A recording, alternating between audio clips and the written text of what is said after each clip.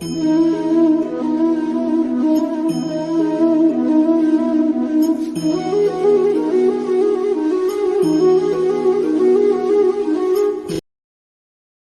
ഓം. എല്ലാവർക്കും നമ്മുടെ സ്പെഷ്യൽ സീരീസിലെ ഇന്ന് നമ്മുടെ ലാസ്റ്റ് സെഷനാണ്. ബാലയുവ അധ്യയനം ഭഗവത്ഗീതയുടെ 106ാമത്തെ ദിവസമാണ്. ഇന്നും നമുക്ക് യുവ ബാല ഭക്തരാണ് നമുക്ക് ചാൻറ്റിങ് റിപ്പീറ്റേഷൻ ചെയ്യുന്നത്. ഇപ്പോൾ വിഭൂതി യോഗത്തിലെ ലാസ്റ്റ് ചില ശ്ലോകങ്ങളാണ് നിന്ന് നമ്മൾ കാണാൻ അതിൻ്റെ വ്യാഖ്യാനം റിപ്പീറ്റേഷൻ ചെയ്യുന്നത്. ആദ്യം ധ്യാന ശ്ലോകത്തിനായി വിവേകാനന്ദനെ ക്ഷണിച്ചുകൊള്ളുന്നു. ഹരി ഓം. ഹരി ഓം. ഓം പാർത്ഥായ പ്രതിബോധിതാം ഭഗവതാ നാരായണേന സ്വയം വ്യാസേന ഗ്രഥിതാം പുരാണമുനിന മധ്യേ മഹാഭാരതം അദ്വൈതാമൃതവർഷിണീം ഭഗവതീം അഷ്ടാദശാധ്യായിനീം അമ്പത്യാമനുസന്ധദാമി ഭഗവദ്ഗീതേ ഭവദേശിണീം നമോസ്തുതേ വ്യാസവിശാലബുദ്ധേ കുല്ലാരവിന്ദായ തപത്രനേത്ര യേന ത്വയാ ഭാരത തൈലപൂർണഃ പ്രജ്വാലിതോ ജ്ഞാനമയ പ്രദീപഃ പ്രപന്നപാരിജാതായ സ്തോത്രവേതൈത്രകപാണയേ ജ്ഞാനമുദ്രായ കൃഷ്ണായ ഗീതാമൃതദൂഹേ നമഃ. സർവോപനിഷദോ ഗാവോ ദോക്തഗോപാലനന്ദനഃ പാർത്ഥാവത്സഃ സുധീർഭോക്ത ദുഗ്ധം ഗീതാമൃതം മഹത്. വസുദേവസുതം ദേവം കംസചാണൂരമർദ്ദനം ദേവകീ പരമാനന്ദം കൃഷ്ണം വന്ദേ ജഗദ്ഗുരും. ഭീഷ്മദ്രോണാദടാ ജയദ്രഥാജലാ ഗാന്ധാര നീലോപലാ ശല്യഗ്രാഹവതി കൃപേണ വഹിനി കർണേന വേലാകുലാ അശ്വത്ഥാമവി കർണഘോരമകരാ ദുര്യോധനാവർത്തിനി സോത്തീർണ ഖലു പാണ്ഡവൈ രണനദീ കൈവർത്തക കേശവഃ പാരാശരവജ സരോജമമലം ഗീതാർത്ഥഗന്ധോത്കടം ജ്ഞാനാഖ്യാനക കേസരം ഹരികഥാ സംബോധനാബോധിതം ലോകേ സജ്ജന ഷഡ്പ ധൈര്യഹരഹരഃ ഭരത പങ്കജം കരിമലഃ രധ്വംസി നഃ സേയസേ മൂകം കരോതി വാചാലം പങ്കം ലംഘയതേ ഗിരിം യത്കൃപാതമഹം വന്ദേ പരമാനന്ദ മാധവം. യം ബ്രഹ്മാ വരുണേന്ദ്രരുദ്രമരുതഃ സ്തുന്നന്തി ദിവ്യൈഃ സ്തവൈർവേദൈഃ സാംഗപദക്രമോപനിഷദൈർഗായന്തി യം സാമഗാഃ ധ്യാനവസ്ഥിത തദ്ഗതേന പശ്യന്തി യം യോഗിനോ യസ്യന്തം ന വിദുഃ സുരാണസുരഗണ ദേവായ തസ്മൈ നമഃ. ഹരി ഓം. വിവേകണ്ണ ധ്യാന ശ്ലോകം മുഴുവനായിട്ട് ചൊല്ലി നല്ല രീതിയിൽ. ഇന്ന് ഈ സെഷനിൽ ബാക്കപ്പില് ചാൻറ്റിങ് ബാക്കപ്പിന് ആയിട്ട് എത്തിയിരിക്കുന്നത് രമാക്കയാണ്. അതേപോലെ എക്സ്പ്ലനേഷനിൽ ബാക്കപ്പിൽ എത്തിയിരിക്കുന്ന പ്രീജിത അക്കയാണ്. പ്രീജിത അക്ക അപ്പോൾ ലാസ്റ്റിൽ സമയമുണ്ടെങ്കിൽ ചെറിയൊരു സമ്മറിക്കായിട്ട് ഞാൻ ക്ഷണിക്കുന്നുണ്ട്. ഹരി ഓം. ഇന്നത്തെ ചാൻഡിങ് ഗൈഡൻസിനായിട്ട് വന്നിരിക്കുന്നത് ഇന്ദിരാദേവി ഒക്കെയാണ്. അപ്പോൾ നമുക്ക് ശ്ലോകം തുടങ്ങാം. 37ഉം 38ഉം ശ്ലോകം റിപ്പീറ്റേഷൻ ചെയ്യുന്നത് ആഷിക അജിത് അക്ക. തുടർന്ന് ഈ ശ്ലോകത്തിന്റെ വിവരണങ്ങൾ ജതീന്ദ്രനാണ്. ഹരി ഓം. ഇന്ദിരാദേവി അക്ക. ഹരി ഓം അണ്ണ.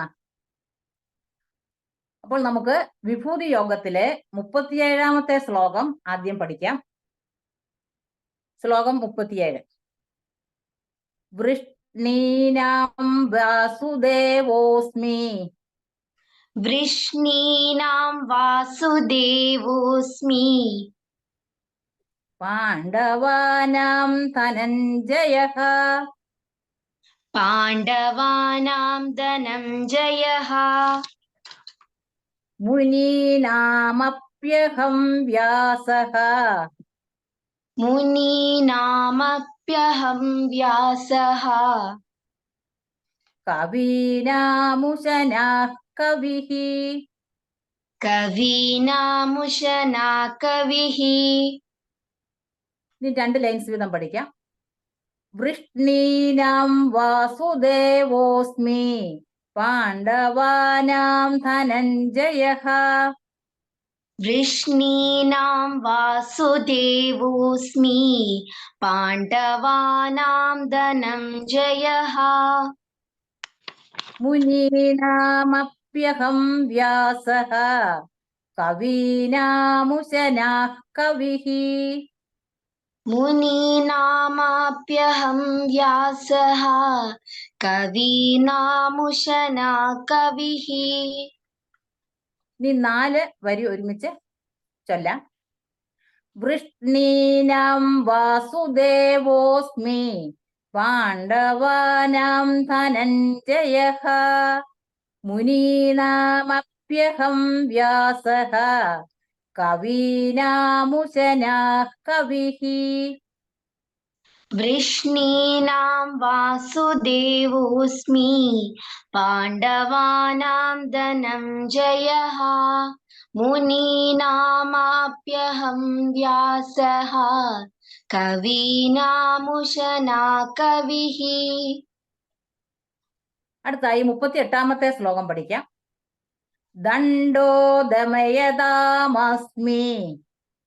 ദണ്ഡോ ദമയതാമസ്മി. നീതിരസ്മി ജിഗീഷതാം. നീതിരസ്മി ജിഗീഷതാം. മൗനം ചൈവാസ്മി ഗുഹ്യാനാം. മൗനം ചൈവാസ്മി ഗുഹ്യാനാം. ജ്ഞാനം ജ്ഞാനവദാമഹം. ജ്ഞാനം ജ്ഞാനവദാമഹം.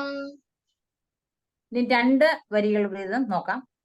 ദണ്ഡോ ദമയതാമസ്മി. നീതിരസ്മി ജിഗീഷതാം. ദണ്ഡോ ദമയതാമസ്മി. നീതിരസ്മി ജിഗീഷതാം. മൗനം ചൈവാസ്മി ഗുഹ്യാനാം. ജ്ഞാനം ജ്ഞാനവദാമഹം. മൗനം ചൈവാസ്മി ഗുഹ്യാനാം. ജ്ഞാനം ജ്ഞാനവദാമഹം. ഈ 4 ലൈൻസ് ഒരുമിച്ച് നമുക്ക് ചൊല്ലാം. ദണ്ഡോ ദമയതാമസ്മി. നീതിരസ്മി ജിഗീഷതാം. മൗനം ചൈവാസ്മി ഗുഹ്യാനാം. ജ്ഞാനം ജ്ഞാനവദാമഹം. ദണ്ഡോ ദമയതാമസ്മി. നീതിരസ്മി ജിഗീഷതാം. മൗനം ചൈവാസ്മി ഗുഹ്യാനാം. ജ്ഞാനം ജ്ഞാനവദാമഹം. എല്ലാവർക്കും ഹരിയോ. ഇന്ന് 37, 38 ശ്ലോകങ്ങളുടെ എക്സ്പ്ലനേഷനാണ് ഞാൻ ചെയ്യാൻ പോകുന്നത്. നമ്മൾ കണ്ടു ഈ വിഭൂതിയോഗം അധ്യായത്തിലുടനീളം നമ്മൾ ഭഗവാന്റെ നിരവധി ആയിട്ടുള്ള വിഭൂതികളെ അർജുനനെ ഭഗവാൻ ധരിപ്പിക്കുന്നതായിട്ടാണ് നമുക്ക് കാണാനിടയായത്. ഒരു ശ്ലോകം മുമ്പേ ഞാൻ എടുക്കുകയാണെന്നുണ്ടെങ്കിൽ ഒരു 2 വാക്ക്. 36-ാമത്തെ ശ്ലോകത്തില് മനുഷ്യനെ വഞ്ചിച്ച് നശിപ്പിക്കുന്ന ചൂതുകളിയും ഭഗവാനാണെന്ന് പറയുന്നു. അവിടെ ഒരു കോൺട്രാഡിക്ഷൻ ഉണ്ട്, അതാണ് ഞാൻ പറഞ്ഞുകൊണ്ടിരുന്നത്. അതേസമയം ആ മനുഷ്യന്റെ ഉയർച്ചയ്ക്ക് കാരണമാകുന്ന അധ്വാനശീലവും ഭഗവാൻ തന്നെയാണ് എന്ന് പറയുന്നു. അപ്പോൾ ഇവിടെ നല്ലതും ചീത്തയും രണ്ടും ഭഗവാനാണ്. ഇതിൽ നിന്ന് വിവേക ബുദ്ധിയോടെ ഈ ലോകത്ത് മനസ്സമാധാനത്തോടെ കഴിയുവാൻ എങ്ങനെ ജീവിതം നയിക്കണം, ഏത് വിഭൂതി സ്വീകരിക്കണം എന്നത് തിരഞ്ഞെടുക്കാനുള്ള ഒരു കഴിവാണ് നമ്മുടെ വിജയം എന്ന് പറയുന്നത്. ഇനി നമുക്ക് ശ്ലോകം 37ലേക്ക് കടക്കാം. വൃഷ്ടീനാം വാസുദേവോസ്മി പാണ്ഡവാനാം ധനഞ്ജയഃ മുനീനാമപ്യഹം വ്യാസഃ കപീദാമുശനാ കവിഃ. ചുരുക്കി പറഞ്ഞാൽ ഈ വൃഷ്ണീനാം എന്ന് പറഞ്ഞാല് വൃഷ്ണി വംശത്തിൽ ജനിച്ചവൻ എന്നാണ് അർത്ഥം. വസുദേവോസ്മി വെച്ചാൽ വസുദേവന്റെ പുത്രനായ കൃഷ്ണനാണ് ഞാൻ. പാണ്ഡവാനാം എന്ന് പറഞ്ഞാൽ പാണ്ഡവന്മാരിൽ ഞാൻ എൻ്റെ മുന്നിൽ നിൽക്കുന്ന നീ തന്നെയാണ്. അത് അർജുനനോട് പറയാണ്. പിന്നെ മുനീനാം, സത്യം മനനം ചെയ്യുന്നവരുടെ കൂട്ടത്തിൽ വ്യാസഃ അപി, എല്ലാ പുരാണങ്ങളുടെയും കർത്താവായ വേദവ്യാസനും ഞാൻ തന്നെയാണ്. കവീനാം, കാലങ്ങളെ നമ്മള് ഭൂതം, വർത്തമാനം, ഭാവി എന്നിവയെ കുറിച്ച് അറിയുന്ന ശാസ്ത്രജ്ഞന്മാരായ ഋഷിമാരാണ് കവികൾ. അങ്ങനെയുള്ളവരിൽ ഉള്ള ശുക്രാചാര്യനും ഞാൻ തന്നെയാണ്. അപ്പൊ എന്താ പറയുകയെങ്കില് യദുവംശത്തിലെ ഭഗവാൻ കൃഷ്ണന്റെ ഒരു പൂർവീകനായ രാജാവായിരുന്നു വൃഷ്ണി. അങ്ങനെ യദുവംശത്തിന് വൃഷ്ണി വംശം എന്നും പേരുണ്ടായി. ഇവിടെ നമ്മുടെ കണ്ണിൽ ഈ യുദ്ധകളത്തിൽ നിൽക്കുന്നത് ഭഗവാനും അർജുനനുമാണ്. എന്നാൽ അതേ ഭഗവാൻ തന്നെയാണ് പറയുന്നത് വൃഷ്ണി വംശത്തിൽ ജനിച്ച വസുദേവപുത്രനായ വാസുദേവൻ അത് ഞാനാണ് എന്ന്. അതുപോലെ തന്നെ ആണ് അർജുനനെ കുറിച്ച് പറയുന്നത്. പാണ്ഡവന്മാരിൽ എന്തുകൊണ്ട് അർജുനന് ഗീത ഉപദേശിക്കുന്നു? എന്താണ് അർജുനന്റെ ഒരു ശ്രേഷ്ഠത്വം? അത് തന്നെയാണ് ഭഗവാൻ ഇവിടെ വ്യക്തമായിരിക്കുന്നത്. അർജുന, നീ ഞാൻ തന്നെയാണ്. പിന്നെ മഹാഭാരതവും അതിൽ ഉൾക്കൊള്ളുന്ന ഭഗവത്ഗീതയും ലോകത്തെ അറിയിക്കാൻ വേണ്ടി ആ പരമാത്മാവിനാൽ നിയോഗിക്കപ്പെട്ട വേദവ്യാസ മഹർഷിയും ഭഗവാൻ പറയുന്നു അതും ഞാൻ തന്നെയാണ്. അസുരഗുരുവായ ശുക്രാചാര്യൻ ക്രാന്തദർശിയാണ്. ക്രാന്തദർശി വെച്ചാൽ ദീർഘവീക്ഷണം ഉള്ള ഒരു വ്യക്തി. കാരണം വാമനൻ ആയി മഹാബലിയെ സമീപിച്ച ഭഗവാന്റെ ഒരു അവതാരമാണല്ലോ വാമനാവതാരം. വാമനനായി മഹാബലിയെ സമീപിച്ച ഭഗവാനെ മുൻകൂട്ടി അറിഞ്ഞ ആളാണ് ശുക്രാചാര്യൻ. എന്നിട്ട് മുന്നറിയിപ്പ് കൊടുത്തു മഹാബലിക്ക്, ഇങ്ങനെ മഹാവിഷ്ണു ഭഗവാൻ വാമനായി വരുന്നുണ്ട്. പക്ഷെ അപ്പോഴേക്കും അദ്ദേഹത്തിന് കാര്യമൊക്കെ മനസ്സിലായി. ആ ശുക്രാചാര്യനും ഞാൻ തന്നെയാണ്. ഇവിടെ ഭഗവാൻ തന്നെയാണ് ഈ പറഞ്ഞ വ്യക്തികൾ എന്ന് ചിലപ്പോൾ നമുക്കൊരു കൺഫ്യൂഷൻ ഇടവരുത്താം. പക്ഷേ ഭഗവാൻ പറയുന്നത് പരമാത്മാവിന്റെ തലത്തിൽ നിന്നാണെന്ന് മനസ്സിലാക്കുക. ഈ കോണ്ടെക്സ്റ്റിൽ തന്നെ 7-ാം അധ്യായമായ ജ്ഞാനവിജ്ഞാന യോഗം എന്ന അധ്യായത്തിൽ ശ്ലോകങ്ങൾ 9, 10 അത് ഞാനിവിടെ അതിന്റെ അർത്ഥം പറയാൻ ഉദ്ദേശിക്കുന്നത്. അതിപ്പോ 7-ാം അധ്യായമാണ്, നമ്മളിപ്പോ 10-ാം അധ്യായത്തിലാണ്. അതില് ഭഗവാൻ അർജുനനോട് പറയുകയാണ്, ഭൂമിയിലെ ശുഭമായ ഗന്ധവും അഗ്നിയുടെ തേജസ്സും ഞാനാണ്. സർവ ജീവജാലങ്ങളുടെയും പ്രാണനും തപസ്സുകളുടെ തപസ്സും ഞാൻ തന്നെ. അർജുന, സർവഭൂതങ്ങളുടെയും ശാശ്വതമായ ബീജമാണ് ഞാൻ എന്നറിയുക. പണ്ഡിതന്മാരുടെ ബുദ്ധിയും മഹാനുഭാവന്മാരുടെ തേജസ്സും ഞാനാണ്. ഇത് നിങ്ങൾ പലവരും ഒരുപക്ഷെ ശബരിമല ക്ഷേത്രം സന്ദർശിച്ചിട്ടുണ്ടാവാം. അല്ലെങ്കിൽ നമ്മുടെ നാട്ടിൽ തന്നെ, കേരളത്തിൽ തന്നെ ഒരുപാട് അയ്യപ്പന്മാരുടെ ക്ഷേത്രങ്ങളിൽ തത്വമസി എന്ന് ഒരു ബോർഡ് എഴുതി വെച്ചിട്ടാണ്. അപ്പൊ ഈ തത്വമസി എന്നുള്ളതിന്റെ അർത്ഥവും ഈ വിഭൂതി യോഗത്തില് കൊടുത്ത നീ ഞാനാകുന്നു എന്നാണ് അതിന്റെ അർത്ഥം. അപ്പോ ഓക്കെ, യദുവംശത്തിലെ ഭഗവാൻ കൃഷ്ണന്റെ ഒരു അത് കഴിഞ്ഞു. പിന്നെ ഇനി 38-ാമത്തെ ശ്ലോകം. ദണ്ഡോ ദമയതാമസ്മി നീതിരസ്മി ജിഗീഷിതാം മൗനം ചൈവാസ്മി ഗുഹ്യാനാം ജ്ഞാനം ജ്ഞാനവതാമഹം. അപ്പൊ ഇവിടെ ഭഗവാൻ പറയുന്നത് തെറ്റ് ചെയ്തവർക്ക് ശിക്ഷ കൊടുത്തിരിക്കണം. കാരണം ചില തെറ്റുകൾക്ക് ശിക്ഷ മാത്രമാണ് പ്രതിവിധി. അങ്ങനെ ശിക്ഷിക്കുന്നത് അവരെ നേരെയാക്കാൻ വേണ്ടിയിട്ടാണ്. അതുകൊണ്ട് ആ ശിക്ഷയും ഒരു നന്മയെ കരുതിയാണ് എന്നതിനാൽ അത് ഭഗവാൻ തന്നെയാകുന്നു.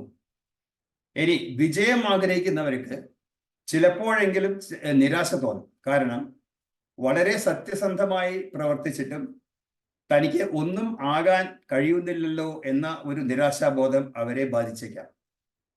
ഒരു പക്ഷേ കുറുക്കുവഴികൾ തേടിയവരൊക്കെ വളരെ വേഗത്തിൽ വിജയം നേടുന്നത് നാം കാണുമ്പോൾ ചിലരൊക്കെ ചിന്തിച്ചു പോകും, ഈ ലോകത്ത് ജീവിക്കണമെങ്കിൽ ചിലപ്പോഴെങ്കിലും ആ അധാർമിക വഴികൾ സ്വീകരിക്കേണ്ടി വരുമെന്ന്.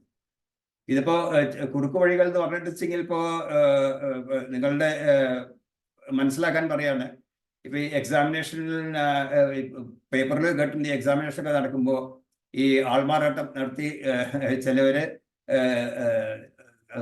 മറ്റേ അതിന് കോളേജിൽ പഠിക്കാത്തവരെ കൊണ്ട് പരീക്ഷ എഴുതിച്ചിട്ട് അവർ പാസ്സാവും. അതൊരു കുറുക്കു വഴിയാണ്. പക്ഷെ അത് വിജയം നേടില്ല എന്നുള്ളത് 100% ആണ് ആക്ച്വലി. പിന്നെ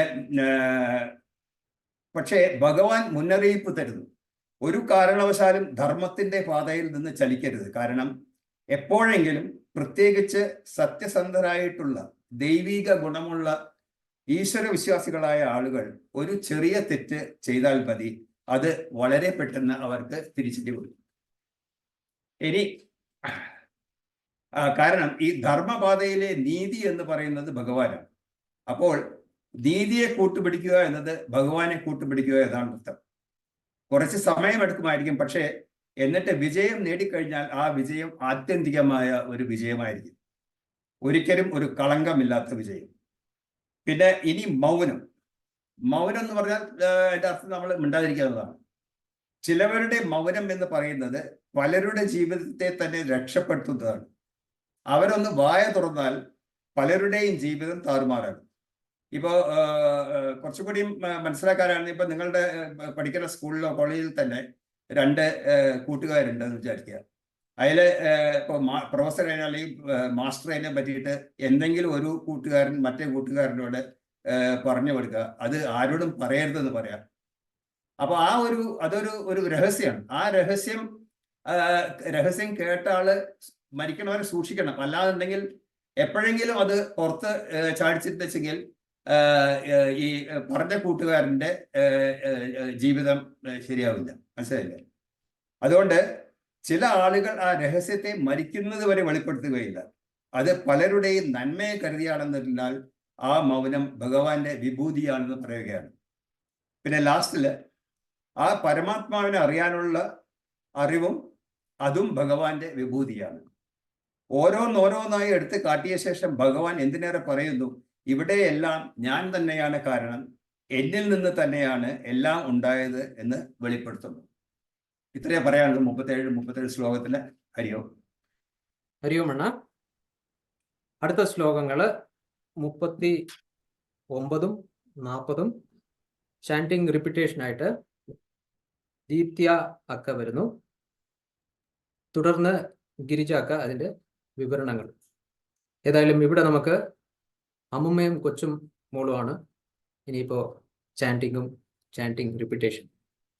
ഇതെനിക്കൊന്നും ആദ്യമായിട്ടാണ് എനിക്കറിയില്ല ഇത് മുമ്പ് ഇവിടെ വന്നിട്ടുണ്ടോ. ഏതായാലും ഹരിയോ ഹരിയോ. നമുക്കിനി 39-ാമത്തെ ശ്ലോകം പഠിക്കാം. യച്ചാപി സർവഭൂതാനാം യച്ചാപി സർവഭൂതാനാം ബീജം തദഹമർജുന ബീജം തദഹമർജുന ന തദസ്തി വിനായത് സ്യാദ് ന തദസ്തി വിനായത് സ്യാദ് മയാ ഭൂതം ചരാചരം മയാ ഭൂതം ചരാചരം. ഇനി നമുക്ക് 2 വരി വീതം നോക്കാം. യച്ചാപി സർവഭൂതാനാം ബീജം തദഹമർജുന യച്ചാപി സർവഭൂതാനാം ബീജം തദഹമർജുന ന തദസ്തി വിനായത് സ്യാദ് മയാ ഭൂതം ചരാചരം ന തദസ്തി വിനായത് സ്യാദ് മയാ ഭൂതം ചരാചരം. ഇനി 4 ലൈൻസ് ഒരുമിച്ച് നമുക്ക് ചൊല്ലാം. യച്ചാപി സർവഭൂതാനാം ബീജം തദഹമർജുന ന തദസ്തി വിനായത് സ്യാദ് മയാ ഭൂതം ചരാചരം. യച്ചാപി സർവഭൂതാനാം ബീജം തദഹമർജുന ന തദസ്തി വിനായത് സ്യാദ് മയാ ഭൂതം ചരാചരം. ഇനി 40-ാമത്തെ ശ്ലോകം പഠിക്കാം. നാന്തോസ്തി മമ ദിവ്യാനാം നാന്തോസ്തി മമ ദിവ്യാനാം വിഭൂതീനാം പരന്തപ വിഭൂതീനാം പരന്തപ യേഷ തുദ്ദേശതഃ പ്രോക്തോ ഏഷ തുദ്ദേശതഃ പ്രോക്തോ വിഭൂതേർവിസ്തരോ മയാ വിഭൂതേർവിസ്തരോ മയാ. ഇനി 2 ലൈൻസ് വീതം ചൊല്ലാം. നാന്തോസ്തി മമ ദിവ്യാനാം വിഭൂതീനാം പരന്തപ നാന്തോസ്തി മമ ദിവ്യാനാം വിഭൂതീനാം പരന്തപ യേഷ തുദ്ദേശതഃ പ്രോക്തോ വിഭൂതേർവിസ്തരോ മയാ. ഏഷ തുദ്ദേശതഃ പ്രോക്തോ വിഭൂതേർവിസ്തരോ മയാ. 4 ലൈൻസ് ഒരുമിച്ച് ചൊല്ലാം. നാന്തോസ്തി മമ ദിവ്യാനാം വിഭൂതീനാം പരന്തപ യേഷ തുദ്ദേശതഃ പ്രോക്തോ വിഭൂതേർവിസ്തരോ മയാ. നാന്തോസ്തി മമ ദിവ്യാനാം വിഭൂതീനാം പരന്തപ ഏഷ തുദ്ദേശതഃ പ്രോക്തോ വിഭൂതേർവിസ്തരോ മയാ. ഹരിയോം ജിഗിരിജാക്ക.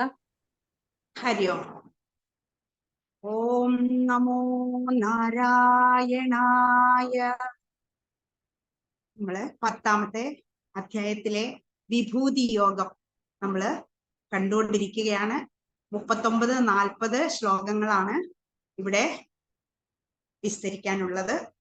അപ്പോ പ്രപഞ്ചത്തിലുള്ള പ്രധാനപ്പെട്ട പദാർത്ഥങ്ങളെ ചൂണ്ടിക്കാണിച്ച് അവ താനാണെന്ന് പറഞ്ഞ് അർജുനനെ അത്ഭുതപ്പെടുത്തിയ ഭഗവാൻ ശ്രീകൃഷ്ണൻ തന്റെ വിഭൂതികളെ പറ്റിയുള്ള വിവരണം തുടരുകയാണ്. നമ്മൾ പലതും കണ്ടു കഴിഞ്ഞു.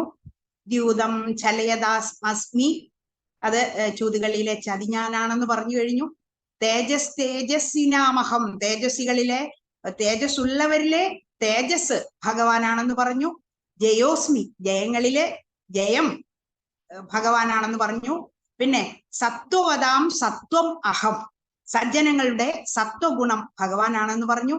ഋതൂനാം കുസുമാകര, ഋതുക്കളിൽ വസന്തകാലം ഭഗവാനാണെന്ന് പറഞ്ഞു. അങ്ങനെ രജോ ഗുണത്തെയും തമോ ഗുണത്തെയും ഇല്ലാതാക്കി സത്വഗുണ പ്രധാനനായാൽ മാത്രമേ ആത്മസാക്ഷാത്കാരത്തിന് അർഹത നേടുകയുള്ളൂ എന്നുള്ള ഒരു തത്വം കൂടിയാണ് അതിനുള്ളിൽ ഉള്ളത്. അപ്പോ വീണ്ടും വിഭൂതികളെ പറ്റിയുള്ള വിശദീകരണം ഭഗവാൻ വീണ്ടും വീണ്ടും പറഞ്ഞുകൊണ്ടിരിക്കുകയാണ്. എന്നാലും മുഴുവൻ പറയാൻ പറ്റിയോ? ഇല്ല, ഏതാനും ഭാഗങ്ങളാണ് പറഞ്ഞിട്ടുള്ളത്. നമുക്ക് ശ്ലോകം ഒരിക്കൽ കൂടി നോക്കാം. 39 ശ്ലോകം. യച്ഛാപി സർവഭൂതാനാം ബീജം തദഹമർജുന ന തദസ്തി വിനാ യസ്യാത് മയാ ഭൂതം ചരാചരം.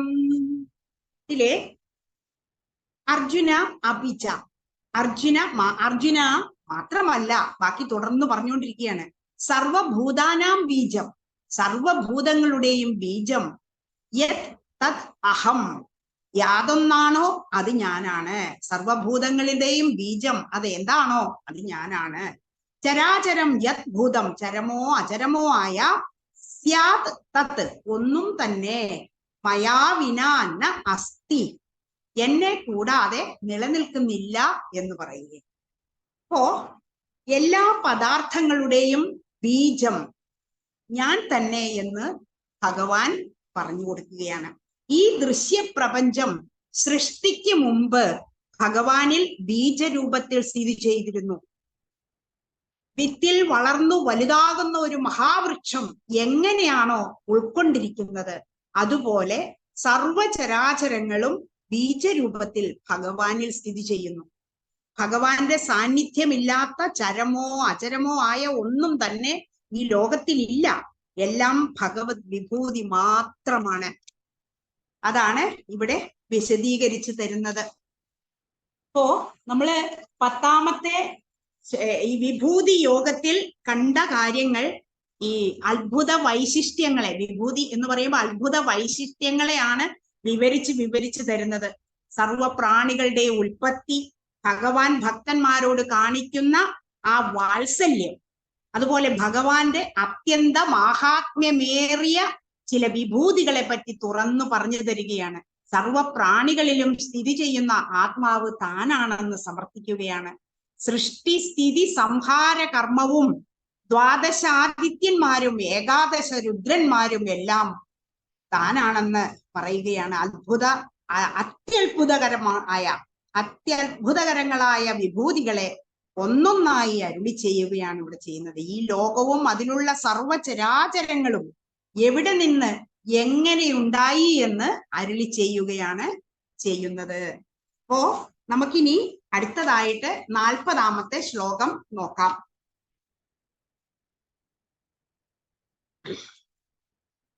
നാന്തോസ്തി മമ ദിവ്യാനാം വിഭൂതിനാം പരന്തപ യേഷ തുദ്ദേശത പ്രോക്തോ വിഭൂതേർവിസ്തരോ മയാ. അപ്പോ ഇതിലെ ഈ ശ്ലോകത്തിലെ പരന്തപ എന്ന് പറഞ്ഞ് നമ്മൾ നേരത്തെ കണ്ടു കഴിഞ്ഞു അർജുന. അപ്പോ അല്ലയോ അർജുന, മമ ദിവ്യാനാം വിഭൂതിനാം, എന്റെ ദിവ്യമായ വിഭൂതികൾക്ക് അന്തഃ ന അസ്തി, അവസാനമില്ല. വിഭൂതേ യേഷ വിസ്തരഃ തു, ഇതുവരെ വിസ്തരിച്ച വിഭൂതികൾ. ഉദ്ദേശത മയാ പ്രോക്തഃ, അതിന്റെ ചുരുക്കം മാത്രമാണ്, മുഴുവനും പറഞ്ഞിട്ടില്ല. ഏതാനും ഭാഗം മാത്രമേ ഇവിടെ പറഞ്ഞിട്ടുള്ളൂ എന്ന് പറയുകയാണ്. അപ്പോ ഭഗവാന്റെ ഇതുവരെ പറഞ്ഞത് തന്റെ വിഭൂതികളെ പറ്റിയുള്ള സംക്ഷിപ്ത രൂപമാണ്. ഭഗവാന്റെ വിഭൂതിക്ക് അവസാനമില്ല എന്ന സത്യം കൂടി അർജുനനെ ഓർമ്മിപ്പിക്കുന്നു. തന്റെ ഏതാനും വിഭൂതികളെ പറ്റി അർജുനന് ചിരപരിചിതങ്ങളായ പദാർത്ഥങ്ങളെ ചൂണ്ടിക്കാട്ടി അതിലുണ്ടെന്ന് സൂചിപ്പിക്കുക മാത്രമാണ് ഭഗവാൻ ചെയ്തത്. ഒരു സത്യം നമുക്ക് മനസ്സിലാക്കാവുന്നതാണ്. ഭഗവാന്റെ വിഭൂതിയും യോഗവും അറിയുന്നവർക്ക് പരമാനുഭൂതി ലഭ്യമാകും. അതുപോലെ ഭഗവാൻ എല്ലാറ്റിന്റെയും ഉത്ഭവ സ്ഥാനമാണ്.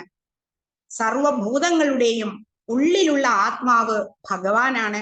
മഹിമയും ഐശ്വര്യവും ഊർജ്ജസ്വലതയും ഭഗവാന്റെ തേജസ്സിന്റെ അംശമാണ് എന്ന് ഇതിൽ നിന്നും നമുക്ക് മനസ്സിലാക്കാവുന്നതാണ്.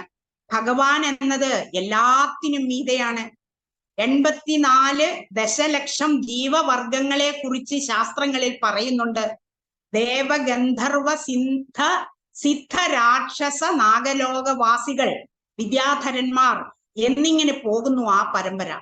അതിലൊരു വിഭാഗമാണ് മനുഷ്യർ. ഭഗവാൻ മത്സ്യാവതാരം എടുക്കുന്നു, ദേവലോകത്തും ഭഗവാൻ അവതരിക്കുന്നു. അതേപോലെ മനുഷ്യനായിട്ട് ഈ ലോകത്തിൽ വന്നിരിക്കുന്നു. എങ്കിലും അവർ മനുഷ്യനല്ല, ഭഗവാനാണ്. അതാണ് ശ്രീരാമനും ശ്രീകൃഷ്ണനുമെല്ലാം.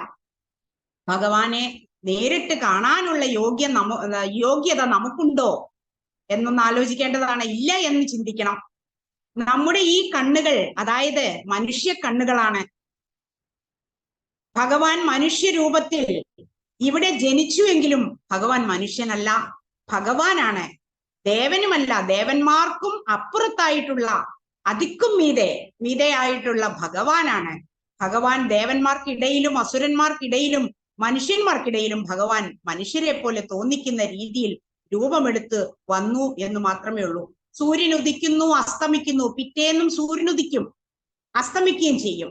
എന്ന് വെച്ച് സൂര്യൻ ഇല്ല എന്ന്, ഒരു ദിവസം സൂര്യൻ അസ്തമിച്ചാൽ സൂര്യൻ ഇല്ല എന്ന് നമ്മൾ പറയാറുണ്ടോ? എന്നതുപോലെ അപ്പൊ ഭഗവാൻ സർവചരാചരങ്ങളിലുമുണ്ട് എന്ന്. പക്ഷേ ഭഗവാനെ തിരിച്ചറിയാനുള്ള ഇന്ദ്രിയങ്ങൾ നമുക്കില്ല. അതെന്താ കാരണം? നമ്മുടെ ഇന്ദ്രിയങ്ങൾ വെച്ച് നമ്മൾ എന്താ ചെയ്യുന്നത്? കൂടുതലും നമ്മുടെ ആസ്വാദന വിഷയങ്ങളാണ് തേടിക്കൊണ്ടിരിക്കുന്നത്. നമ്മുടെ ഇന്ദ്രിയങ്ങൾ ആസ്വാദന വിഷയങ്ങൾ മാത്രമാണ് തേടിക്കൊണ്ടിരിക്കുന്നത്. അങ്ങനെ ആസ്വാദന ത്വര നിറഞ്ഞ കണ്ണുകൾ കൊണ്ട് നോക്കുമ്പോൾ നമുക്കൊരിക്കലും ഭഗവാനെ കാണാൻ സാധിക്കില്ല. ഭഗവാൻ പരിശുദ്ധനാണ്. അദ്ദേഹത്തിന്റെ നാമം ഉൾക്കൊണ്ട്, ഭഗവാന്റെ നാമം ഉൾക്കൊണ്ട് ജപിക്കുമ്പോൾ തന്നെ നാം ശുദ്ധമാകുന്നു. ആ പരിശുദ്ധമായ ഭഗവാനെ കാണാനുള്ള കഴിവ് നമുക്കുണ്ടാകണമേ എന്ന് നമുക്ക് പ്രാർത്ഥിക്കേണ്ടതുണ്ട്. അങ്ങനെ ഭഗവാൻ വിഗ്രഹ രൂപത്തിൽ, പ്രത്യേകിച്ച് ഈ കലിയുഗ രൂപത്തിൽ നമ്മുടെ മുമ്പിൽ അവതരിക്കുകയാണ് ചെയ്യുന്നത്. അപ്പൊ തന്നെ കുറൂരമ്മയുടെ കൂടെ എപ്പോഴും ഭഗവാൻ ഉണ്ടായിരുന്നു, മഞ്ജുളയുടെ കൂടെ എപ്പോഴും ഭഗവാൻ ഉണ്ടായിരുന്നു. ഇങ്ങനെ ഓരോരോ പ്രത്യേകതകൾ നോക്കിയാല് ഓരോരോ വിഭൂതികളെ കുറിച്ച് നമുക്ക് ശ്രദ്ധിച്ചാൽ മനസ്സിലാകാവുന്നതാണ്. ഇതൊക്കെയാണ് നമുക്ക് ഇന്ന് ഇതേപ്പറ്റി ചിന്തിക്കേണ്ട. ഈ 39ഉം 40ഉം ശ്ലോകങ്ങളിലെ ഉള്ള പ്രധാന കാര്യമാണ് പറഞ്ഞത്. അപ്പോ ഭഗവൻ മാഹാത്മ്യം അറിയുവാനും പറയുവാനും എത്ര വലിയ മഹർഷിമാർക്കും സാധിക്കില്ല. കാരണം അവരെല്ലാം ഭഗവാങ്കൽ നിന്നുണ്ടായ ബ്രഹ്മാവിന്റെ മാനസ സൃഷ്ടികളാണ്. കാലപ്രവാഹത്തിൽ വിശ്വരൂപനായ ഭഗവാങ്കൽ നിന്നുണ്ടായി ഇല്ലാതായി തീരുന്നു, അത്ര മാത്രമേ ഉള്ളൂ. ഇങ്ങനെയുള്ള കണക്കിലേറെ മഹർഷിമാരും ദേവന്മാരും എല്ലാം കണ്ടിരിക്കെ കാണാതായിക്കൊണ്ടിരിക്കുന്നുണ്ട്. അപ്പൊ വിഭൂതികളെ സംബന്ധിച്ച് അവരുടെ അറിവ് എത്രയും പരിമിതമാണ്. അതുകൊണ്ടാണ് ഭഗവാൻ നേരിട്ട് തന്നെ സ്വവിഭൂതികളെ ഇവിടെ പറഞ്ഞു തരുന്നത്. വിസ്തരിച്ചു പറഞ്ഞാലും അറിവാൻ തക്ക കഴിവ് അല്പായുസുകൾക്കില്ല. ഉദ്ദേശം സാധിക്കാൻ മാതൃകാരൂപേണ ഇവിടെ ഉപദേശിച്ചിരിക്കുക മാത്രമാണ് ഭഗവാൻ ചെയ്തിരിക്കുന്നത്. അപ്പോ എല്ലാം ഇന്നത്തെ 39-40 ശ്ലോകത്തിന്റെ അർത്ഥം ഇവിടെ പൂർത്തിയാകുന്നു. ഹരിയോം അക്ക. അടുത്ത ശ്ലോകങ്ങള് 41ഉം 42ഉം. പിന്നെയും ഇതേ കോമ്പിനേഷനാണ്, അമ്മുമ്മയും കൊച്ചുമോളും. നല്ല ഭാഗ്യമുള്ള ഒരു അമ്മമ്മയാണ്. ദീപ്ത അക്ക റിപ്പീറ്റേഷൻ ചെയ്യുന്നു 41ഉം 42 ശ്ലോകത്തിന്റെ അർത്ഥം. തുടർന്ന് സിന്ധു അനന്തു അക്ക എക്സ്പ്ലെയിൻ ചെയ്തു. ഹരിയും ഹരിയും. 41ാമത്തെ ശ്ലോകം പഠിക്കാം. യദ്യത് വിഭൂതിമത്സത്വം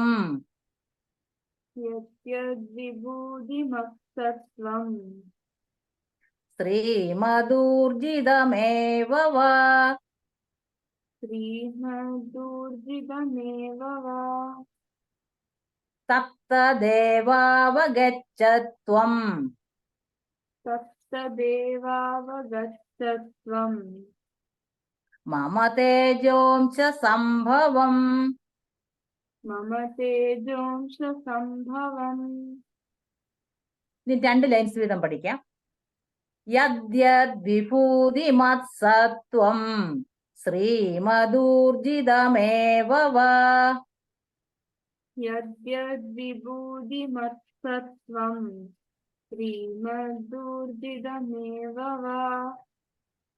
തത്തദേവാവഗച്ഛത്വം മമ തേജോംശ സംഭവം.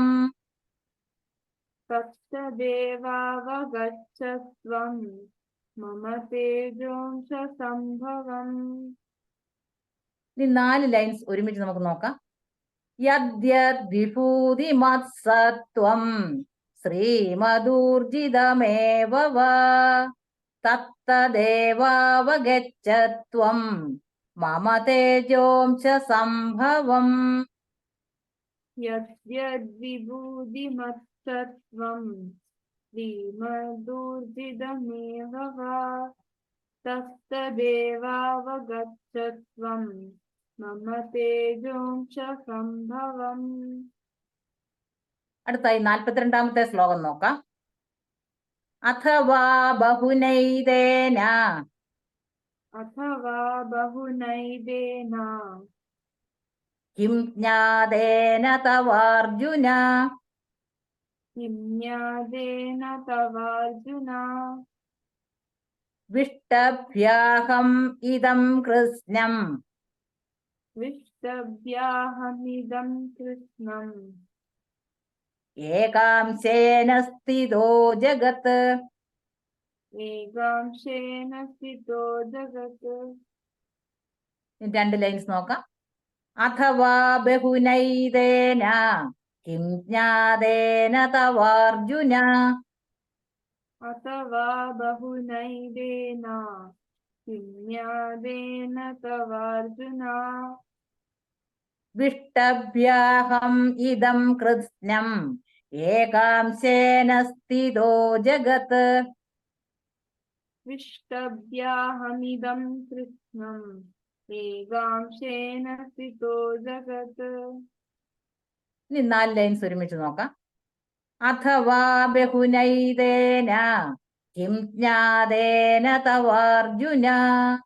വിഷ്ടഭ്യാഹം ഇദം കൃഷ്ണം. ഏകാംശേന സ്ഥിതോ ജഗത്.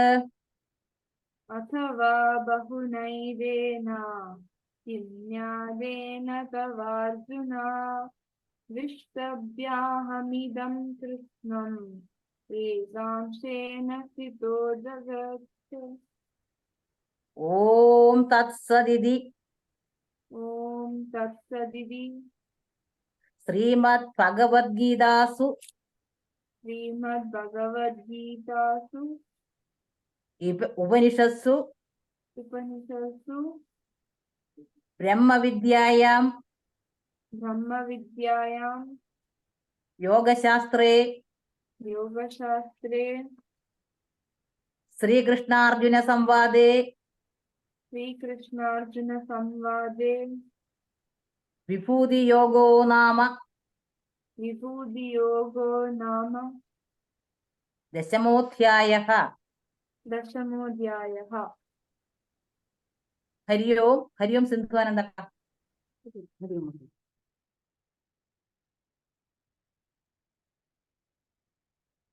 ശ്ലോകം 41 വിവരണത്തിലേക്ക് കിടക്കാം. ശ്ലോകം 41. വിഭൂതിമത്, അതായത് ഐശ്വര്യ ഗുണമുള്ളതായോ, ശ്രീമത് സൗന്ദര്യമുള്ളതായോ, ഊർജിതം ഏവവാ ഊർജിതമായി തന്നെയോ, യത് യത് സത്വം ഏതേത് നിലനിൽപ്പുണ്ടോ, തത് അതെല്ലാം മമ തേജോംശ സംഭവം എന്റെ തേജസ്സിന്റെ അംശത്തിൽ നിന്ന് സംഭവിച്ചതാണെന്ന് ത്വം അവഗച്ഛ നീ അറിയുക എന്നാണ് അതിന്റെ ഓരോ വേർഡിന്റെയും മീനിങ്. അപ്പോ ഏറ്റവും പ്രകാശമാനമായ വസ്തുവിൽ ഞാൻ സൂര്യനാണ്, ജലാശയങ്ങളിൽ ഞാൻ സമുദ്രമാണ്, അചലമായിട്ടുള്ളതിൽ ഞാൻ ഹിമാലയമാണ്, ബുദ്ധിയുള്ളവന്റെ ബുദ്ധിശക്തി ഞാനാണ്, ബലമുള്ളവന്റെ ബലം ഞാനാണ്.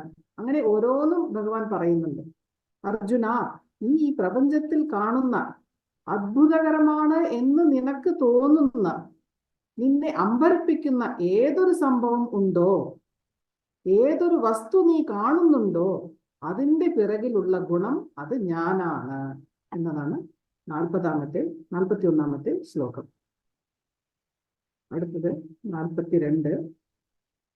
ഹേ അർജുന, അഥവാ ഇനി അല്ലെങ്കിൽ, ബഹുനാ ജ്ഞാതേന കൂടുതൽ കൂടുതൽ ഇങ്ങനെ വിഭൂതിയെ കുറിച്ച് അറിയുന്ന, ഏതേന ഈ ഒരു വിഭൂതി വിവരണം കൊണ്ട്, തവ നിനക്ക് എന്നുള്ളത് ഇവിടെ പരമസത്യത്തിലേക്ക് മുന്നേറാൻ കൊതിക്കുന്ന നിനക്ക് എന്നാണ്. ഇവിടെ നിനക്ക് എന്നതുകൊണ്ട് അങ്ങനെയുള്ള എല്ലാവർക്കും എന്നും നമ്മൾക്ക് എടുക്കാം. കിം എന്ത് പ്രയോജനം, അതായത് ഈ വിഭൂതി വിവരണം കൊണ്ട് നിനക്ക് എന്ത് പ്രയോജനം, ഏതേന തവ കിം, ഇങ്ങനെയുള്ള അറിവ് പോലും നമുക്ക് താത്കാലികമായ ഒരു സന്തോഷത്തെ മാത്രമേ തരുന്നുള്ളൂ. ഈ അറിവ് അനുഭവമാവുമ്പോൾ മാത്രമേ അത് പൂർണ്ണമായ ഒരു ആനന്ദ അനുഭവം തരികയുള്ളൂ. അപ്പോൾ അതുകൊണ്ട് ഒരുപാട് അറിയുന്നതിലൊന്നും ഒരു അർത്ഥവും ഇല്ല. അതാണ് ഭഗവാൻ ഇവിടെ പറയുന്നത്. ഞാൻ ഒരുപാട് വിസ്തരിച്ചിട്ടൊന്നും കാര്യമില്ല, നിനക്കിത് അനുഭവിക്കാൻ സാധിക്കണം. അഹം പരമാത്മാവായ ഞാൻ, ഇദം കൃത്സ്നം ജഗത് ഈ മുഴുവൻ ജഗത്തിനെയും, ഏക അംശേന വിഷ്ടഭ്യ സ്ഥിതഃ എന്റെ ഒരു ചെറിയ അംശം, ഒരു സ്പാർക്ക് എന്നൊക്കെ പറയില്ലേ നമ്മൾ. അപ്പൊ ഒരു സ്പാർക്ക് അത് മാത്രമാണ് ഈ പ്രപഞ്ചമായിട്ട് നിൽക്കുന്നത് എന്ന് നീ തിരിച്ചറിയൂ. ബ്രഹ്മ സാക്ഷാത്കാരത്തിലേക്കുള്ള പല മാർഗങ്ങളിൽ ഒരു മാർഗമാണ് വിഭൂതി മാർഗം. ഇത് ലക്ഷ്യമല്ല, ഒരു മാർഗം മാത്രമാണ്. ഇത് ആ സാധനയുടെ ആദ്യത്തെ പടിയുമാണ്. അങ്ങനെ മുന്നോട്ട് പോയി അങ്ങനെ അകവും പുറവും ബ്രഹ്മമല്ലാതെ മറ്റൊന്നും ഇല്ല എന്ന തിരിച്ചറിവിലേക്ക് അല്ലെങ്കിൽ ആ അനുഭവത്തിലേക്ക് നമ്മൾ വരണം. നമ്മൾ ഒരുപാട് അറിവ് നേടുമ്പോൾ ആ അറിവിൽ അങ്ങനെ അഭിരമിച്ചു പോകും. സാധാരണ അങ്ങനെ വരാറുണ്ട്. അതുകൊണ്ട് കുറച്ച് അറിവ് മതി, ബാക്കി നമുക്ക് അനുഭവമായിരിക്കണം. അതാണ് പ്രധാനം. കുറച്ച് അറിയുക, കൂടുതൽ മനനം ചെയ്യുക. അല്ലാതെ ജീവിതകാലം മുഴുവൻ ഇങ്ങനെ അറിഞ്ഞുകൊണ്ടേ ഇരുന്നിട്ട് കാര്യമില്ല.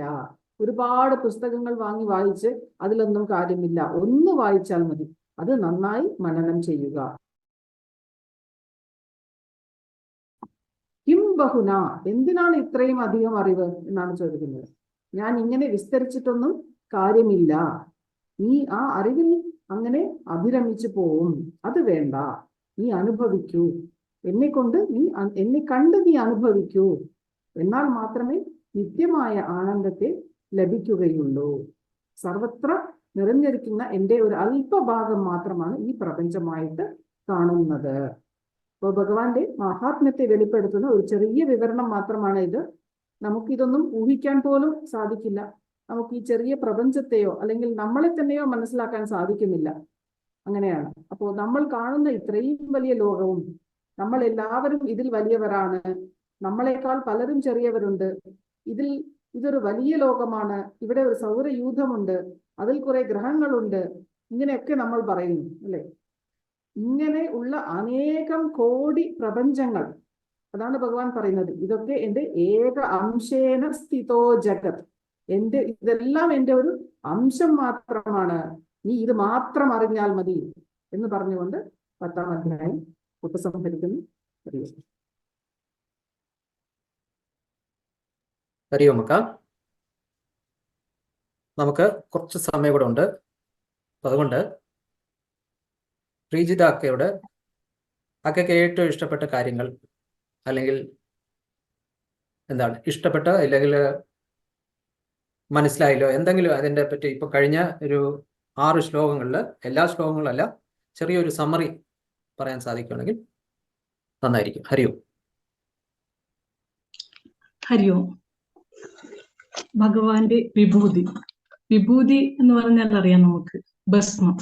അതായത് വസ്തുക്കൾ കത്തിച്ചാൽ കിട്ടുന്നതാണ് ഭസ്മം. ആ ഭസ്മത്തിനൊരു മഹത്വമുണ്ട്. അപ്പൊ നമ്മുടെ കണ്ണുകൊണ്ട് ഒരു മഹത്വം കൽപ്പിക്കാൻ കഴിയുന്നതാണ് വിഭൂതി. ഒരു വീട്ടില് കുട്ടി ചുമരില് വരച്ചിടുകയാണ്, മുഴുവൻ ചുമര് വരച്ച് വൃത്തികേടാക്കി. അപ്പോൾ അച്ഛൻ വന്ന് ചോദിക്കുകയാണ് അമ്മയോട്, ഇതാരാണ് ഇത് ചെയ്തത്? അപ്പൊ അമ്മ പറയുകയാണ്, അത് നിങ്ങളുടെ മകന്റെ വിഭൂതിയാണ്. അപ്പോൾ അതിലൂടെ അവന്റെ ആ വിഭൂതി അവൻ കാണിക്കുകയാണ് ചെയ്തത്. അപ്പോൾ ഒരു വീട് വെച്ച് കഴിഞ്ഞാൽ നാട്ടുകാർ പറയും അത് അദ്ദേഹത്തിന്റെ വിഭൂതിയാണ്. അപ്പോൾ അദ്ദേഹത്തിന്റെ കഠിന അധ്വാനത്തിന്റെയും സമ്പത്തിന്റെയും ഒക്കെ ഒരു ഫലമാണ് ആ വീട്. അപ്പോൾ അത് വിഭൂതിയായി മാറാറുണ്ട്. അപ്പോൾ പലപ്പോഴും ഈ വിഭൂതിയെ, ഒരാളിലുള്ള വിഭൂതി എല്ലാവരിലും വിഭൂതി തെളിഞ്ഞിരിക്കുന്നു. അതാണ് ഭഗവാൻ പറഞ്ഞത്, സർവത്ര സർവഭൂത മഹേശ്വരം, എല്ലാവരിലും അത് നിറഞ്ഞിട്ടുണ്ട്. അപ്പോൾ ആ വിഭൂതിയെ നമുക്ക് എങ്ങനെയാണ് മനസ്സിലാക്കാൻ കഴിയുന്നത്? ഒരിക്കൽ മഹാഭാരത യുദ്ധത്തിന് മുമ്പ് ശ്രീകൃഷ്ണ ഭഗവാൻ ദൂതുമായിട്ട് ഹസ്തിനപുരത്തേക്ക് വരികയാണ്. അന്നേരം ആ അവസരത്തില് ഭഗവാൻ വരുന്നുണ്ട് എന്ന് അറിഞ്ഞപ്പോൾ ദുര്യോധനൻ, ഹസ്തിനപുരത്തിലെ യുവരാജാവായ ദുര്യോധനൻ പറയുകയാണ്, ആ ഗോപാലൻ ഇങ്ങോട്ടേക്ക് കടന്നു വരും, അദ്ദേഹത്തെ നമുക്ക് അപമാനിക്കണം, അതുകൊണ്ട് അദ്ദേഹം കടന്നു വരുമ്പോൾ ആരും എഴുന്നേറ്റ് പോകരുത്, എഴുന്നേറ്റ് ആളുടെ തല ഞാൻ വെട്ടും എന്നാണ് പറഞ്ഞത്. അപ്പോൾ ഭഗവാൻ കടന്നു വരികയാണ്. ആ ഭഗവാൻ കടന്ന് ആ ഉള്ളിലേക്ക് വന്നപ്പോൾ ആദ്യം എഴുന്നേറ്റ് നിന്നത് ദുര്യോധനൻ തന്നെയാണ്, അല്ലെ? ആ തേജസ്സിന് മുമ്പിൽ, ആ വിഭൂതിക്ക് മുമ്പിൽ അറിയാതെ അങ്ങ് എണീറ്റ് പോയി ദുര്യോധനൻ. പിന്നീട് ദുര്യോധനൻ മറ്റുള്ളവരോട് പറയുകയാണ്, നിങ്ങൾ എന്തിനാണ് എഴുന്നേറ്റത് കൃഷ്ണൻ വരുമ്പോൾ? അവര് പറഞ്ഞു, അങ്ങല്ലേ ആദ്യം എഴുന്നേറ്റത്, അങ്ങ് എഴുന്നേറ്റപ്പോൾ നമ്മളും എഴുന്നേറ്റ് പോയി. അപ്പോൾ ഒരാളിൽ ഇറങ്ങിയിരിക്കുന്ന ആ തേജസ്സിനെ, ആ ദൈവികമായ ശക്തിയെ, ആ വിഭൂതിയെ കാണുമ്പോഴാണ് നമ്മൾ എല്ലാം മറക്കുന്നത്, അല്ലെ? നമ്മളെ തന്നെ മറന്നുകൊണ്ട് അതിലേക്ക് ഇങ്ങനെ ആകർഷിക്കപ്പെടുകയാണ് ചെയ്യുന്നത്. അപ്പോൾ പലപ്പോഴും ഈ പരമാത്മാവായ ആ ഒരു തേജസ്സിന്റെ ഒരു അംശത്തിന്റെ പ്രകടനമാണ് ആ വിഭൂതി എന്നാണ് പറയുന്നത്. അപ്പോൾ നമ്മുടെ എല്ലാം ഒരു പ്രകടനത്തിലാണ് ഇരിക്കുന്നത്, അല്ലെ? ഇപ്പോൾ ഒരു സ്നേഹമുണ്ട് നമുക്ക് എന്ന് പറഞ്ഞാൽ നമുക്ക് ഇങ്ങനെ വെറുതെ അടങ്ങിയിരുന്നാൽ കഴിയില്ല. എനിക്ക് അവരോട് സ്നേഹമുണ്ട്, ഭാര്യക്ക് ഭർത്താവിനോട് സ്നേഹമുണ്ട്, ഭർത്താവിന് ഭാര്യക്ക് സ്നേഹമുണ്ട് എന്ന് പറയുമ്പോൾ നമ്മൾ അത് പ്രകടിപ്പിച്ച് കാണിച്ചു കൊടുക്കണം, എന്നാൽ മാത്രമേ അത് കാണുകയുള്ളൂ. അപ്പൊ നമ്മുടെ ജീവിതം ഒരു അഭിനയമാണ്, അഭിനയത്തിലൂടെയാണ് നമ്മളത് കാണിച്ചു കൊടുക്കുന്നത്, അല്ലെ? ഭർത്താവ് ദൂരയാത്രയ്ക്ക് പോകുമ്പോൾ ഭാര്യ പറയുകയാണ്, അല്ലെ, പോയി കഴിഞ്ഞാൽ ചൂടുവെള്ളത്തിലേക്ക് കുളിക്കാവും, ഗുളിക മരുന്നൊക്കെ കഴിക്കണം, അല്ലെ? അങ്ങനെയല്ല, അതിന്റെ ഭക്ഷണമൊക്കെ അതൊക്കെ കഴിക്കണം, അങ്ങനെ ഇങ്ങനെയൊക്കെ പറയും. അപ്പോൾ ഭർത്താവും തിരിച്ചു പറയും, അല്ലെ, ജനലും വാതിലൊന്നും തുറന്നിടാൻ പാടില്ല, അപരിചിതരാരും വന്നാൽ കഥകൊന്നും തുറക്കരുത്, അല്ലെ, പിന്നെ എല്ലാം നേരത്തെ കിടക്കണം, അങ്ങനെയൊക്കെ അങ്ങോട്ടും ഇങ്ങോട്ടും ആ സ്നേഹങ്ങൾ അവർ പ്രകടിപ്പിക്കും. എന്നിട്ട് പറയാം, ഭാര്യ പറയാം, അവിടെ എത്തിയ ഉടനെ വിളിക്കണേ. എത്തുന്നതിന് മുമ്പ് യാത്ര ചെയ്യുന്ന സമയത്ത് പല പ്രാവശ്യം അങ്ങോട്ടും ഇങ്ങോട്ടും വിളിച്ചിട്ടും ഉണ്ടാവും. വീണ്ടും ആ പറഞ്ഞ കാര്യങ്ങൾ തന്നെ വീണ്ടും വീണ്ടും പറയും. ഭയങ്കര പ്രകടനം, സ്നേഹപ്രകടനം. എന്നിട്ട് അതിന് പറയും, എത്തിയ ഉടനെ വിളിക്കണേ. എത്തിക്കഴിഞ്ഞാൽ അതെ വിളിക്കും, എന്തായാലും വിളിക്കും, തീർച്ചയായും വിളിക്കും. എത്തിയ ഉടനെ തന്നെ വിളിക്കും ഭാര്യ. അപ്പൊ ഭാര്യ ചോദിക്കും, എപ്പോഴാണ് എത്തിയത്? നേരത്തെ എത്തിയോ? ആദ്യം ചോദിക്കുന്നത് അങ്ങനെയാണല്ലേ. അല്ല, ഇപ്പോഴെത്തിയതേ ഉള്ളൂ, കാലിങ്ങ് വെച്ചതേ ഉള്ളൂ, അപ്പൊ തന്നെ നിന്നെ വിളിച്ചു, അല്ലേ? അതൊരു പ്രകടനമാണല്ലേ. ആ പ്രകടനത്തിലൂടെ നമ്മൾ എല്ലാവരും ആഗ്രഹിക്കുന്നത് അത് തന്നെയാണ്. അപ്പോൾ നമ്മളൊരു സ്നേഹമുണ്ട് എന്നറിഞ്ഞാൽ അത് നമ്മൾ പ്രകടിപ്പിച്ചത് കാണിച്ചു കൊടുക്കണം. പക്ഷെ ആ പ്രകടനത്തില്, ആ സ്നേഹത്തില് അത് നമ്മളിങ്ങനെ ഒട്ടിപ്പിടിച്ച് നിൽക്കുവാൻ ഒരിക്കലും പാടില്ല. വെച്ചാൽ ആ സ്നേഹങ്ങൾ നമുക്ക് നഷ്ടപ്പെട്ടേക്കാം. ഏത് സ്നേഹങ്ങളാണെങ്കിലും, സുഹൃത്തു ബന്ധങ്ങളോടുള്ള സ്നേഹങ്ങളാണെങ്കിലും, ഭാര്യ ഭർത്താക്കന്മാരുള്ള സ്നേഹങ്ങളായാലും, അതൊക്കെ നമുക്ക് നാളെ നഷ്ടപ്പെടുന്ന ഒന്നാണ്. അപ്പോൾ അതിൽ ഒട്ടിപ്പിടിച്ച് നിൽക്കാതെ ആ പ്രകടനത്തിലൂടെ അതിൽ നമ്മൾ അഭിനയിച്ച് കാണിക്കുകയാണ് ചെയ്യുന്നത്. അതൊക്കെ തന്നെയാണ് ഓരോരോ വിഭൂതികൾ. അതുപോലെ തന്നെ ഇവിടെ ലാസ്റ്റ് ഇതിൽ പറയുകയുണ്ടായി, അറിവ് അനുഭവമാക്കണമെന്നാണ് പറഞ്ഞത്.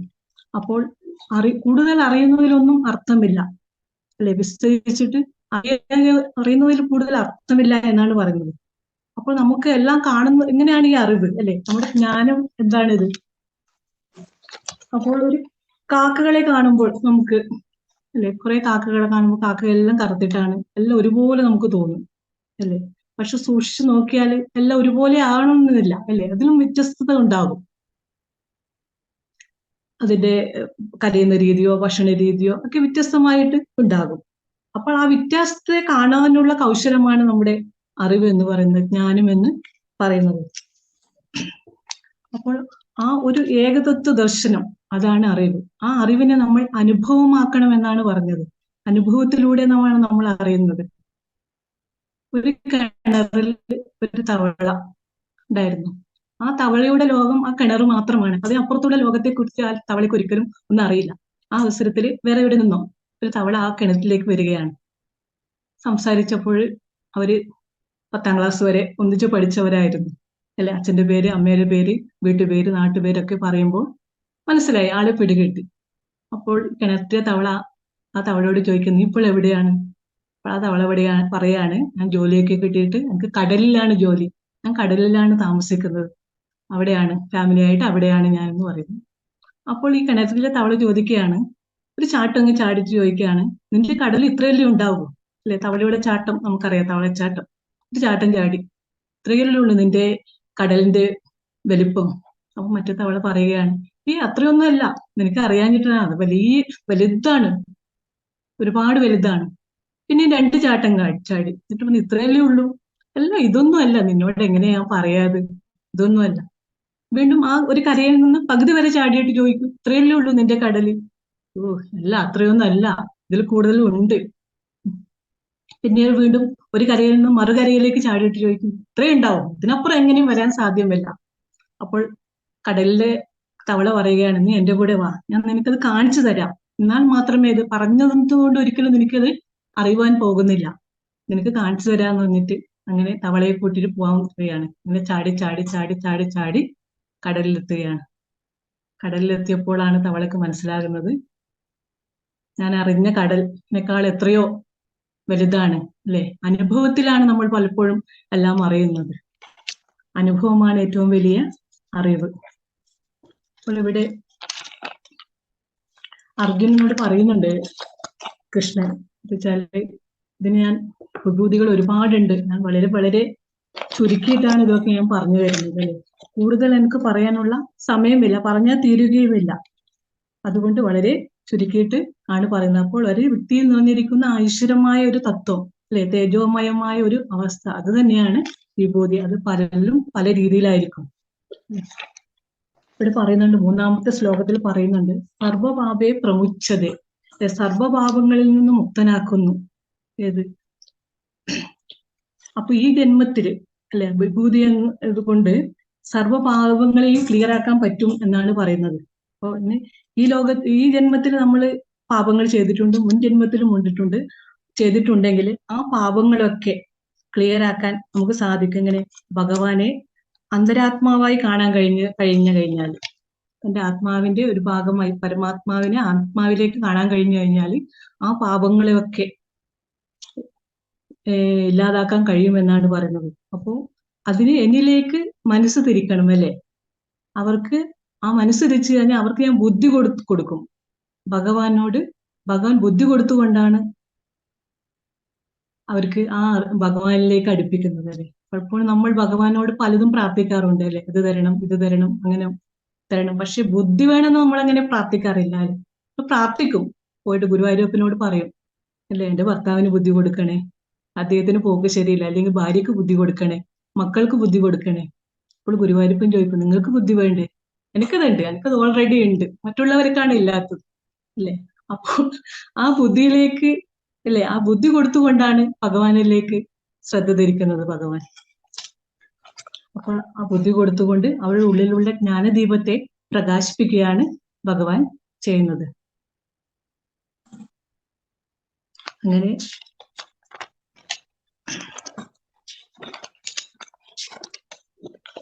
ഈ ഒരു അധ്യായം ഇവിടെ തീരുകയാണ്. വിഭൂതികൾ ഓരോന്നായി പറഞ്ഞുകൊണ്ട് അല്ലെ. ഇതിന്റെ എല്ലാം ചാൻഡിങ് റിപ്പീറ്റ് ചെയ്തതെല്ലാം കുട്ടികളാണ്. അവരുടെ ഒരു വലിയൊരു വിഭൂതി തന്നെയാണിത്, ഈ അധ്യായം. പലപ്പോഴും മുമ്പത്തെ അധ്യായത്തിനേക്കാളും കുറച്ചും കൂടി ഇതൊരു എളുപ്പമായിട്ട് തോന്നുന്നുണ്ട്. പക്ഷെ നമുക്ക് കാര്യങ്ങൾ മനസ്സിലാക്കി കൊടുക്കാനും, മനസ്സിലാക്കുന്നതിനേക്കാളും ഇത് മനസ്സിലാക്കി കൊടുക്കാൻ ബുദ്ധിമുട്ടുണ്ടായിരുന്നു. എങ്ങനെയാണ് അത് പറഞ്ഞ് ഫലിപ്പിക്കേണ്ടത്. പക്ഷെ ഇത് കുറച്ചും കൂടി എളുപ്പമുള്ളതായി തോന്നുന്നുണ്ട്. എന്റെ പക്ഷത്തു നിന്ന് ഞാൻ പറഞ്ഞതാണ്. അപ്പോൾ ആ ഒരു വലിയൊരു വിഭൂതി നമ്മൾ മനസ്സിലാക്കി കഴിഞ്ഞു. അത് തന്നെയാണ് മഹത്തായ കാര്യങ്ങൾ. ഹരിയോ ഹരിയോം അക്ക. അപ്പോ ഇന്നത്തെ 6 ശ്ലോകങ്ങളും റിപ്പീറ്റ് ചെയ്ത് അതിന്റെ അർത്ഥവും നമുക്ക് മനസ്സിലാക്കി തന്ന ജതീന്ദ്രണ്ണൻ, ഗിരിജാക്ക, സിന്ധു, അനന്തു അക്കയ്ക്ക് നന്ദി. അതേപോലെ റിപ്പീറ്റേഷൻ ചെയ്ത വിവേക്, ധ്യാന ശ്ലോകം ചൊല്ലിയ വിവേകണ്ണൻ, റിപ്പീറ്റേഷൻ ചെയ്ത അഷിത, അജിത് അക്ക, ദീപ്തി അക്ക, ദീപ്ത അക്ക, അതേപോലെ ഗൈഡൻസ്, ചാൻറ്റിങ് ഗൈഡൻസ് ചെയ്ത ഇന്ദിര ദേവി അക്ക, ബാക്കപ്പിൽ വന്ന ചാൻറ്റിങ്ങിന് രമാക്ക, എക്സ്പ്ലനേഷൻ ചെയ്ത ബാക്കപ്പിൽ പ്രജിത അക്ക, പിന്നെ ഇതെല്ലാം ഷെഡ്യൂൾ ചെയ്ത് പിള്ളേരെ എല്ലാം റെഡിയാക്കിയ നമ്മുടെ സിന്ധു പ്രബോധക്ക, അതിനോടൊപ്പം ഈ കൊച്ചു പിള്ളേരുടെ കുടുംബാംഗങ്ങൾ എല്ലാവർക്കും നന്ദി പറയുന്നു. അതേപോലെ ഈ വീഡിയോ എഡിറ്റ് ചെയ്ത് യൂട്യൂബിൽ ഇടാൻ വേണ്ടി റെക്കോർഡ് ചെയ്യും എഡിറ്റ് ചെയ്യും ഒക്കെ ചെയ്യുന്ന സുനൈനയ്ക്കും നന്ദി. അപ്പോൾ അടുത്ത ചാപ്റ്ററിൽ നമ്മൾ വിശ്വരൂപം കാണാൻ പോവുകയാണ്. അർജുനൻ പറയുന്നു, ഇതൊക്കെ ശരിയാണ്, സംസാരിച്ചതൊക്കെ ശരിയാണ്, അതൊക്കെ ഇരിക്കട്ടെ, എന്നാലും എനിക്കൊന്ന് കണ്ടാൽ ചിലപ്പോൾ ഇച്ചിരൂടെ വിശ്വസിക്കാൻ പറ്റും. അപ്പോൾ കൃഷ്ണൻ ജ്ഞാനചക്ഷു കൊടുത്ത് അടുത്ത വിശ്വരൂപം നമ്മൾ കാണാൻ പോവുകയാണ്. അപ്പോൾ അതിനുവേണ്ടി കാത്തിരിക്കാം. എല്ലാവർക്കും നേരെ ഇരിക്കാം. കൈകൾ നമസ്കാര സ്ഥിതി, കണ്ണുകളടയ്ക്കാം. ഓം സർവേ ഭവന്തു സുഖിനഃ, സർവേ സന്തു നിരാമയ, സർവേ ഭദ്രാണി പശ്യന്തു, മാ കശ്ചിത് ദുഃഖഭാഗ് ഭവേത്. ഓം ശാന്തി ശാന്തി ശാന്തി.